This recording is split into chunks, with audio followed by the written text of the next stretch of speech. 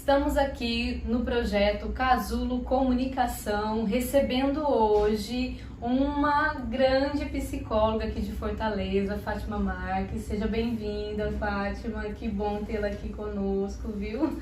É uma graça muito grande a gente poder ter profissionais tão competentes falando de assuntos tão pertinentes, né, à realidade do dia a dia. E hoje nós traremos o assunto sobre adolescência, saúde mental na adolescência.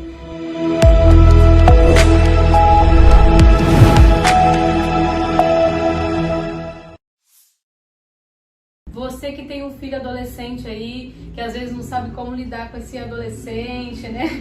Tantas mudanças acontecendo, perdendo aquela criança da casa, né? Transformações no humor, na forma de falar, de se relacionar, de se comunicar. Então hoje nós vamos falar um pouquinho sobre essa realidade. Por isso chamamos aqui, vou falar sobre a Fátima, né? Um pouquinho dela. Ela é psicóloga clínica, com formação em psicologia hospitalar, atuando na saúde há 29 anos só, hein? Pouquinho, né? Uma bagagem muito boa aí, muita experiência aí a ser comunicada a nós hoje, né? Atende crianças, adolescentes, adultos, idosos, presencial e online. Você aí que está de longe, que se identificar aí com a Fátima, também tem um atendimento online aí. E é proprietária da Psicoclínica Marques, uma clínica de psicologia voltada para os que buscam serviço de psicologia com respeito e interesse genuíno no ser humano e em suas vicissitudes. E hoje nós vamos então tratar sobre essa questão da adolescência, né? Da sua experiência clínica, né? Como psicóloga, já atuando há muitos anos aí. E o que é essa adolescência? Fala aí pra nós um pouquinho do que é esse ser adolescente. Adolescência, né? A gente vai falar inicialmente que não existe um consenso. Quando a gente está falando de adolescente, a gente está falando exatamente de quê? A gente está falando de sujeitos, né? Segundo a OMS, sujeitos que estariam entre 10 a 19 anos, né? Segundo a ECA, que é chamado Estatuto da Criança e do Adolescente, esses sujeitos estariam entre 12 a 18 anos, né? A gente já vê que não há um consenso e já tem alguns especialistas e alguns estudiosos no assunto que já falam em estender um pouco mais esse tempo, vamos dizer assim, da adolescência. E aí a gente poderia falar de uma etapa, né? De um período entre 10 a 24 anos. E por que está acontecendo essa mudança? Eu acredito, inclusive, que essa vai ser, essa faixa etária mais adequada para a gente falar de adolescência, por conta dos novos achados, né, da neurociência, né, inclusive um deles, né, é a respeito da maturação do córtex frontal, que acredita-se que lá para os 24, 25 anos é que esse córtex está não totalmente amadurecido, não totalmente maduro, mas ele já está entrando nesse processo de amadurecimento. Por conta disso estão pensando, né, estão fazendo pesquisas e alinhando para, de repente, a adolescência ficar nesse espaço de 10 a 24 anos. Então, a gente estaria falando, acredito eu, nesse espaço de tempo. Então, são sujeitos, são seres humanos, né, que vão estar nesse intervalo de 10 a 24 anos. E a adolescência, acho que é importante a gente salientar, que é um período do desenvolvimento humano, né, no qual esses sujeitos eles vão sofrer por intensas mudanças, variações, né, no que diz respeito ao seu comportamento, às suas emoções, ao seu emocional, à sua parte psicológica, à sua parte cognitiva, social, né? E isso vai culminar no que a gente vai falar na construção de uma identidade própria, né? Porque é aquele intervalo entre a infância, que ele está completamente, vamos dizer assim, imerso nas opiniões, até mesmo no que os pais falam, no que os pais dizem, no comando dos pais. Aí esse intervalo da infância até a idade adulta seria essa ponte Eu falo muito que a adolescência é como se fosse uma ponte. Uma ponte, né? Que tem que ser bem construída, Exatamente. com um alicerce ideal ali para que dê sustentação para a vida adulta, né? Isso. Eu acho que toda essa relação que você falou pra gente com relação à idade, essas mudanças que estão acontecendo, elas são muito pertinentes. Por quê? Porque a gente vê a questão de dar esse espaço ideal para que realmente se exija uma postura adulta, Sim, né? sim. Segura, madura, Sim.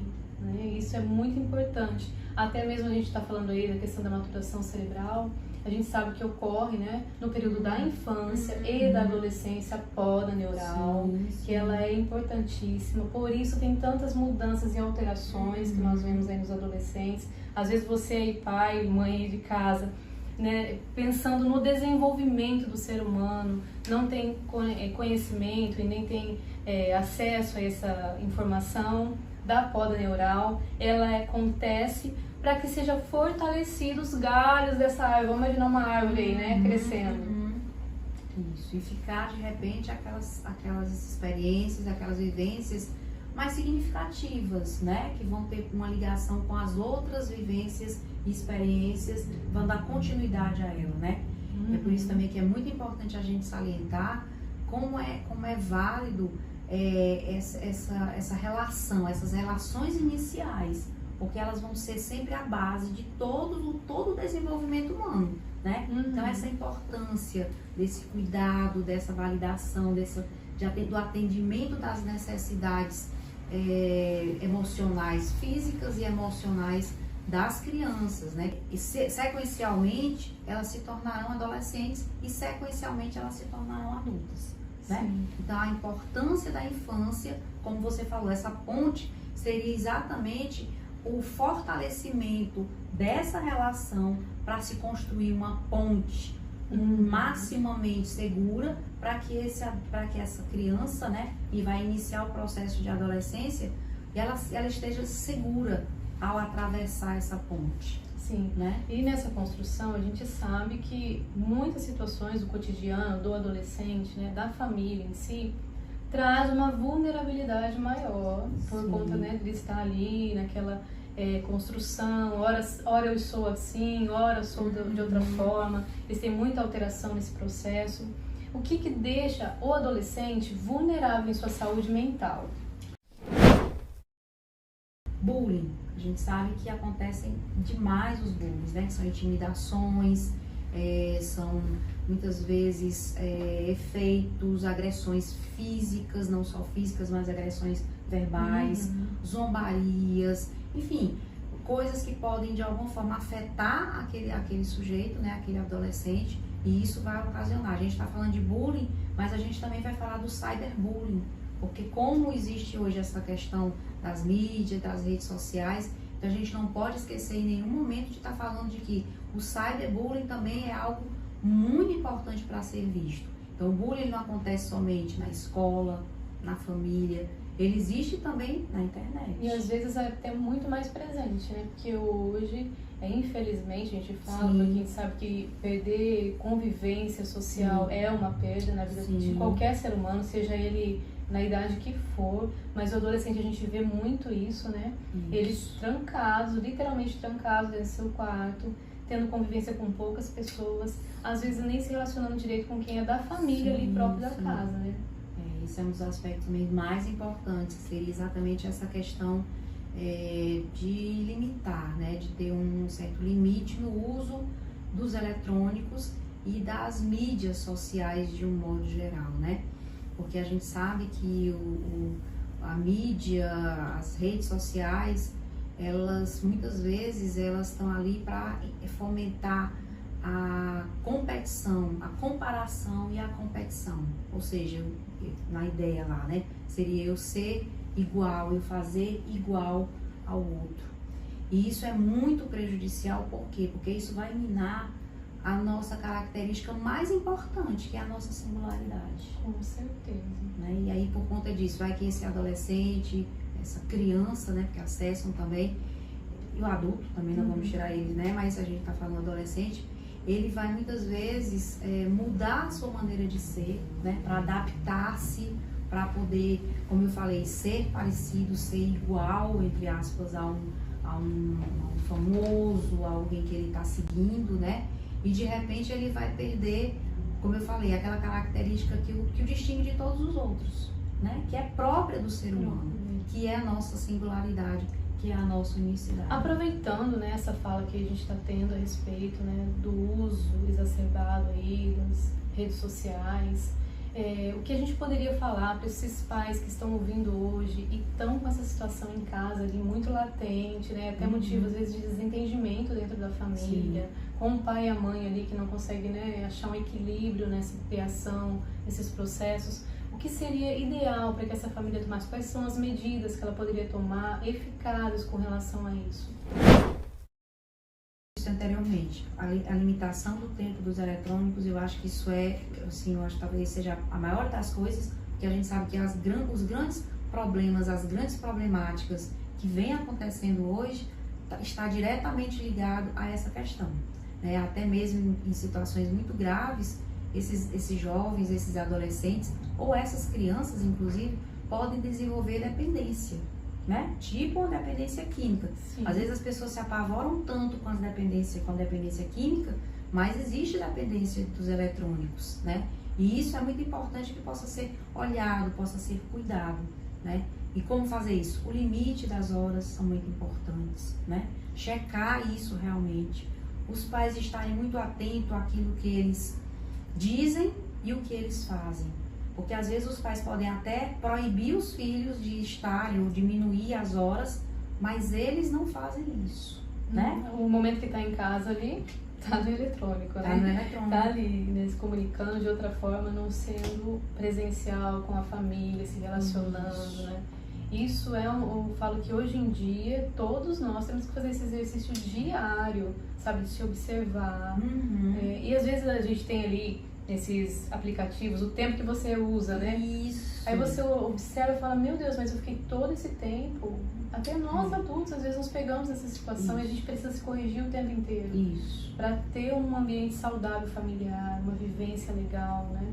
Proporcionar mais atividades em família, né? Isso tem sido muito perdido, né? As pessoas, às vezes, com cada um fica no seu quarto, cada um tem a sua TV, cada um tem o seu quarto, é quase como se fosse uma casa, né? Cada um tem isso. E a possibilidade de haver uma convivência numa sala, em um outro ambiente da casa, né? Da família, acaba ficando perdido. Então, a convivência tem dados, né, importantíssimos. Vou dizer uma coisa aqui quase, assim, meio boba. Refeições à mesa, sabe? Existem estudos que falam que refeições à mesa são fatores preventivos de depressão, melhora no rendimento escolar, né? Então, assim, uma coisa que foi perdida, né? Porque antigamente, acho que todas as refeições eram feitas à mesa com os familiares, né? Hoje em dia... E com combinados ainda, porque determinados assuntos ali não podiam, né, ter, assim, assuntos ruins, situações ruins. Vamos conversar de coisas boas, né? Vamos falar do seu dia, vamos falar o que você sentiu, quais foram as suas conquistas hoje. Isso é tão importante o pai perguntar, a gente ouvir isso do pai, né? Fala, meu filho, o que você fez hoje? Como que foi seu dia? Exatamente. Nossa, isso faz uma diferença muito grande. A gente se sente amado, a gente se sente ouvido, pertencente. Isso eu acho, esse sentimento de se pertencer a algum lugar, alguma coisa, que é o que eles estão em busca, né? Sim. Se sentir pertencente. Uma das questões do adolescente é exatamente esse, é encontrar esse grupo, é encontrar esse lugar dele, né? Que ele está saindo, entre aspas, do lugar da família, não é que está saindo, mas ele está tentando descobrir um novo lugar, o da família, e aí vai descobrir aquele outro lugar no grupo, na sociedade, né? Então essa questão do pertencimento, ela é assim, vital, né? E o que você falou, pegando uma ponte, é valorizar as potencialidades desses filhos, né? Porque muitas vezes, por conta até mesmo do sistema educacional que nós temos, os pais, e não é culpa deles, está todo mundo envolto em tudo isso, às vezes fica privilegiando somente notas, disciplinas, disciplina A, B, C, enquanto muitas vezes o seu filho, o adolescente, ele tem potencialidades, ele tem interesse, aptidões para outras coisas. Que coisas? Artes, esportes, né? Cultura. Sim. E que isso precisa ser valorizado, incentivado, cuidado, né? Porque isso também é muito importante. Com certeza. Valorizar aquilo que ele gosta, né? Isso, e que ele tem interesse. E que ele Eu sei que quer a maior parte dos pais, né, a grande maioria, tem preocupação, se o filho se dá bem na vida, né? Ter um rendimento satisfatório financeiro para se manter futuramente.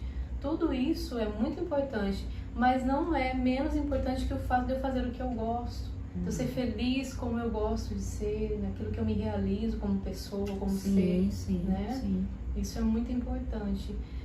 A questão também dos pais, cobrança do filho, no sentido assim, de ser aquilo que a família já tem toda uma estrutura para ser, se é médico, família, todos têm que ser. Então tudo isso aí faz com que o adolescente ele entre em conflito se não é aquilo que revela a vontade dele. Sim, com certeza. Outro ponto também que a gente poderia tocar aqui é muito importante, Fátima, eu tenho certeza que tem muitas famílias que têm essa realidade em casa. Quando o filho adolescente, ele tem uma discrepância muito grande da realidade do cotidiano da família. Faz opções por situações que fogem muito daquilo que são as crenças familiares, daquilo que a família acredita. Como que esse pai e essa mãe que observa o seu filho com características tão distantes deles, como lidar com essa situação, que eu acho que a gente encontra muito isso. Hoje em dia a gente se depara com todas essas questões, acho que no consultório, até mesmo nas relações com os amigos, né? Eu acredito, Josi, que eu acho que eu já falei até anteriormente, é respeito, né? A gente muitas vezes procurar, né, os pais muitas vezes procurar adequar a sua idealização, porque aí tem a ver com as idealizações dos pais, né? Quando o pai ou a mãe, os pais, eles vão gerar e vão ter um filho, eles fazem idealizações. Isso é do ser humano. Assim como os pais fazem dos filhos, os filhos também fazem dos pais. Então é muito importante que esses pais adequem essas idealizações, né? Para a realidade, né? Um filho não vai deixar de ser filho, então deveria deixar de ser amado porque ele tem uma orientação sexual diferente, porque ele tem, como eu falei, uma aptidão para determinadas coisas que os pais de repente queriam, desejavam, idealizavam que ele tivesse para outra, né? Então, respeito. Muitas vezes os pais não precisam concordar, mas às eles precisam eles se revelam muito assim também nas vestimentas, né? Eles são muito fortes naquilo que eles acreditam, né? Existe todo um processo de maturação para que tenha equilíbrio. A gente sabe que foge um pouquinho o equilíbrio nessa fase, né? Então todo esse processo eu acredito que o respeito é o principal, você acolher. Lógico que o acolhimento não quer dizer deixar de pôr limites. Não. Nunca a gente fala isso. Sempre tem que haver um limite, né? Porque nós somos criados e sabemos que tem uma forma correta de se posicionar na vida, porque senão vira bagunça. Mas a gente sabe também que quando a gente respeita e a pessoa que está ali, né, no dia a dia com a gente, se sente respeitada, o que ela vai devolver é respeito. E eu acho que é isso que muitas vezes, em algumas situações, podem estar faltando na nossa sociedade, né? Isso. É o respeito pelas diferenças, como a gente falou aqui. São muitas vezes as opiniões diferentes, né? Quando elas são respeitadas e ouvidas, pelo menos, porque muitas vezes a gente nem quer ouvir o diferente, né? O diferente a gente sai, a gente fala que já está apressado, né? Que tem um compromisso, mas às vezes quando a gente escuta a opinião diferente, e às vezes para pensar, como eu disse, a gente pode até não concordar totalmente, mas aquilo pode despertar na gente uma curiosidade, da gente ir em busca, compreender melhor, entender melhor. Eu falo sempre sobre isso, né? Eu vou desenhar aqui um 6 e você vai ver um 9, né? Então isso significa perspectivas diferentes. Então é a mesma coisa, os pais podem estar sobre uma perspectiva, falando de uma coisa, às vezes estão falando da mesma coisa, só que estão visualizando e olhando por perspectivas diferentes. Às vezes brigam, acontece um conflito enorme, e aí depois, como eu disse, para pensar e percebe que estavam falando da mesma coisa sobre prismas diferentes. diferentes. A questão também, assim, da introspecção, a gente sabe que é uma característica do adolescente, muitos adolescentes são muito introspectivos. E quando a gente pode dizer que passou da conta aquela introspecção? A gente sempre tem que pensar na intensidade disso, né? E a gente sempre tem que pensar na durabilidade, na duração desse comportamento, dessa característica ou desse sintoma. Então a gente precisa estar muito observador para essas duas questões. Intensidade, aquilo está muito intenso, está atrapalhando a vida, a pessoa de repente não consegue fazer mais nada, ou faz, mas faz tudo muito, com muita dificuldade, não complementa, sem qualidade, né? Ou mesmo, como eu falei, a intensidade e a permanência disso, né? A durabilidade. É o quê? É uma semana? São 2 semanas? Enfim, a gente precisa, até porque para os adolescentes as mudanças deles são muito rápidas. O adolescente hoje, um dia está de um jeito, daqui a pouco já está de outro. Então, se permanece uma característica, como você falou, um isolamento, está trancado no quarto há, sei lá, 2, 3 dias, existe pelo menos uma necessidade de você se adentrar naquele quarto, dos pais irem ao quarto para tentar entender o que está acontecendo, né? E aí, se perceber que tá bom, tá tudo bem, vamos observar mais, se não é procurar ajuda profissional, né? Porque muitas vezes os pais podem não estar dando conta, né? Às vezes uma família não estruturada, às vezes os membros podem também estar adoecidos. Com certeza. Né? E aí é importante a busca dessa ajuda. Profissionais de saúde, psicólogos, psiquiatras, pessoas que possam ajudar, até mesmo orientadores na escola, né? Pessoas que trabalhar a resistência do adolescente, porque ele vai apresentar resistência, né? Ele não vai concordar com os pais de que precisa. Isso é muito importante também, eles trabalharem essa resistência. No diálogo, sempre no diálogo, trazendo para ele outras realidades, mostrando, né, que é possível uma vida diferente, uma vida melhor, vai dar qualidade para eles. E isso o adolescente ele vai sendo mais maleável, né? Até ele realmente reconhecer que ele precisa dessa ajuda. Que tudo isso que o pai e a mãe estão falando ali no diálogo com ele é o que ele realmente está sentindo. Né? Nós, seres humanos, costumamos dar sinais de alertas pelo nosso comportamento. Muitas vezes, quando a gente não consegue verbalizar determinada situação, determinado incômodo, determinado sofrimento, nós passamos a agir, né? E aí é muito isso. Então, às vezes, como você falou, eles podem encontrar dificuldades, mas às vezes pode ser exatamente o que eles estejam pedindo. Estão aguardando. Estão aguardando aquela fala, aquele momento do pai e a mãe olhar para eles. Um fator de risco também que a gente tem escutado muito, né, nos dias atuais é com relação ao suicídio na adolescência, né?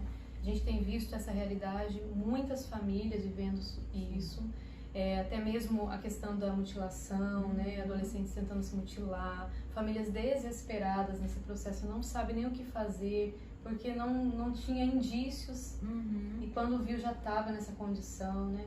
Qual é a orientação que você tem para nos dar com relação a isso? Tem de alerta em relação à prevenção ao suicídio é que todas as referências a suicídio, tirar a vida não tá boa, eu preciso sumir, eu acho que eu queria dormir, não acordar mais, tudo isso tem que ser levado a sério, né? Não pode ficar achando que não vai acontecer, ele só fala. A gente precisa levar isso a sério e precisa cuidar, ouvir novamente, diálogo e em alguns casos, procurar ajuda profissional. Sim, eu já presenciei várias famílias com situações assim dos adolescentes sofrerem esses riscos, né, de suicídio por conta de bullying na escola. E, às vezes o adolescente chega em casa sempre reclamando, e a mãe o pai acha que ele é maduro o suficiente para resolver aquela situação, então fala, resolve, e não é simples assim. Se está trazendo a situação é porque a situação é relevante, a situação precisa ser observada, precisa ser resolvida pelos adultos, né? Muito importante a relação da família com a escola, né? Embora o bullying não aconteça só na escola, o bullying pode acontecer em casa, né? O bullying pode acontecer, como eu falei anteriormente, na internet, né? Mas em todos esses casos, a participação da família, a participação dos pais, dos professores, dos supervisores, né, da equipe profissional de uma escola é importantíssima, né? Porque precisa-se fazer trabalhos na escola de informações a respeito de bullying, combater o bullying, né? Com certeza. Porque é devastador. Então é muito importante que os pais, eles fiquem muito atentos, quando a gente vem falando aos filhos, né? Preste atenção, interesse pelo dia, pelo cotidiano, pelas opiniões, pelos amigos, né? Por onde esses filhos estão indo, onde eles estão ficando, né? E presta muita atenção, muitas vezes, ao comportamento, às vezes, que a gente pode chamar de comportamento suicida. Desde as autolesões, né? Como muitas vezes alguma ideação, ou então mesmo algum planejamento, ou alguma tentativa. Em alguns casos, existem casos de adolescentes que às vezes publicam nas suas redes sociais, né? Pedindo, avisando, falando, abordando esse tema, né? E aí é muito importante que esses pais estejam atentos. Por isso que é importante que eles tenham acesso às redes sociais, sejam seguidores dos filhos, dos amigos dos filhos, para poder acabar tendo acesso a essas informações também. E dar importância, né, quando vê um fato desse, não achar aquilo ali frescura, né? Ah, tá querendo chamar atenção. Sim. Porque quando há esses indícios, a gente tem que ter um alerta muito grande, né? Para averiguar mesmo se realmente é um fato de chamar atenção, né? Uma frescura, né? Se é que existe isso. Eu acredito que não. Porque quando o adolescente começa a se manifestar nessa condição, ali há um prejuízo da saúde mental. O jovem está formando a sua imagem, está formando a sua identidade, e aí está constantemente, repetidamente, ouvindo zombarias, ouvindo intimidações, falando às vezes de características próprias, né, algumas diferenças daquela pessoa, né, daquele adolescente, e isso vai se tornando algo recorrente que pode ter uma consequência devastadora. Você, pai, mãe, olhe para o seu filho, observe, né? Eu acho que isso é uma frase que a gente pode deixar assim frisada. Observe, saiba onde ele está em todos os sentidos da vida, seus pensamentos, seu interesse. Então, quando você tem total domínio disso, né, sabe, realmente, você tem seu filho nas suas mãos, né? Não deixa ele se perder de forma alguma. Fala um pouquinho pra nós, assim, da sua profissão, daquilo que você faz no dia a dia, do seu encantamento por ela. Não me imagino fazendo outra coisa, sei que tenho muito o que aprender, isso é um fato, mas, assim, acho, inclusive, que eu escolhi a psicologia, mas a psicologia também já me escolheu. As coisas mais importantes da vida, e aí vamos trazer para o adolescente, aí vai trazer para todos nós. O propósito é algo muito singular, de novo, muito singular e muito próprio, que você pode ir adquirindo ou pode ir tendo, vamos dizer assim, tendo contato com ele a partir do seu autoconhecimento, né? Porque à medida que você vai se conhecendo, você vai conseguindo perceber o que faz você brilhar os seus olhos. O propósito não precisa ser algo muito imenso, grandioso.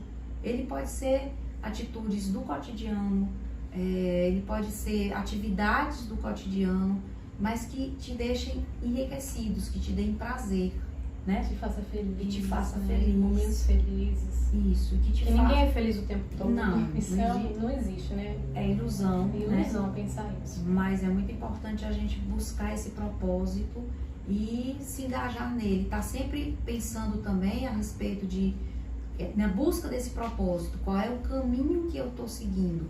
Esse caminho, ele tem a ver com os meus valores? Ele tem a ver com o que eu acredito? E se de repente eu descobrir que não tem nenhum problema que eu, até mesmo pare e altere a rota. Altere, né? A rota, sem medo. Sem problema, sem nenhuma crítica. Porque às vezes a gente tenta permanecer em rotas que não nos significam, não dão significado para nós, simplesmente pelo olhar do outro. Exatamente. Né? E aí a gente acaba não sendo felizes e não tem sentido. E quando a vida perde sentido, perde a vida. Fica mecânica, né? Isso. Automática, mecaniza a vida. E isso não é qualidade mental, nem de saúde mental. Não é fator de saúde mental. Isso. Muito obrigada por essas palavras tão enriquecedoras. Tenho certeza que todo mundo que ouvir esse momento aí vai ter muito sentido e significados, né? E conhecimentos adquiridos. Projeto, né, Casulo Comunicação, tentando levar um pouquinho de ação e informação para você aí. Obrigado, Fátima. Valeu muito, Obrigada viu? também, foi um prazer. Prazer, gente. Tchau.